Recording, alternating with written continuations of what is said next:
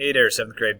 I wanted to take an extra second to kind of break down your next project. So we've been talking a lot about the Middle Ages, all the fighting and the chaos. And one of the things they did to try to protect themselves was they started building castles. We just learned about that in the last lesson. And here's where you're going to apply that knowledge. What I'm going to do first, I'm going to kind of read the directions, highlight a couple pieces. I know typically I do checklist here. We've got a rubric and we've got kind of a description. I wanted to make a video because if you have any questions, you can always pause it, rewind it, jot down notes, type an email while you're watching. Okay, that way it's here and you can go back to it. So, in general, what you're going to be doing is you're going to be creating a castle, designing your own castle and the manor, the land around it. And you're going to be trying to sell it, okay, making it an advertisement. Now, in class, we looked at a couple of real estate advertisements just to kind of get a feel for what it's like to try to sell a house or sell a property. So if you need examples, let me know. I'll send you some in an email. But real quick, I'm going to read this out loud for us. So you are the lord or lady living in the Middle Ages. Your current castle is too small for your growing family, and you decide you need to sell it. Your task is to create a real estate flyer, like a poster, advertising your castle. Its features, so what's it like, its history, its construction, its location, where it's at, its price, how much you're going to charge for it, and its methods of defense. If it gets attacked, how's it going to be safe? How are you going to protect yourself?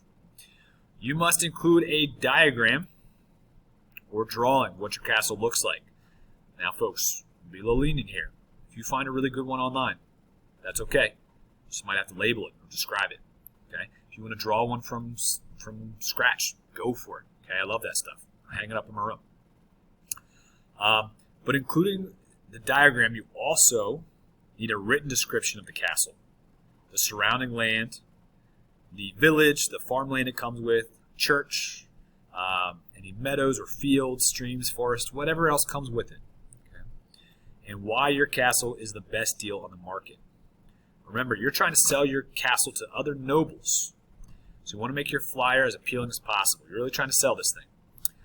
Be sure to incorporate some of the unit vocabulary. You might have to go back to the Nearpod and look up some of the terms about castles, what it's like to live near castles. And incorporate that and the rest of your knowledge from the notes, from the Nearpod, in your flyer. You can create this on the computer. So Google Docs, Canva, Google Slides, all that's great. Or you can do this on poster paper or hand draw it. Okay? Or mix and match. That's totally fine too. Okay? I do have an example here for you. Okay, this is one that another history teacher in the district made. They have their price, where it's at, the name of the castle. They have a picture with a website where they got the picture. They have a couple paragraphs just describing what the castle's like, what the land is like, how the castle stays safe when it's attacked. Okay? So check all that out. They're really selling it. That's kind of the vibe or the feel that we're going for here. If you get stuck, there is a rubric on the back. So if you want to know how do I get an A, how to get all these 4s, the most points, check out that column. Okay, it'll tell you how. And if you get stuck, send me an email. Pull me aside. I'll help you out. All right, thanks, folks, and good luck.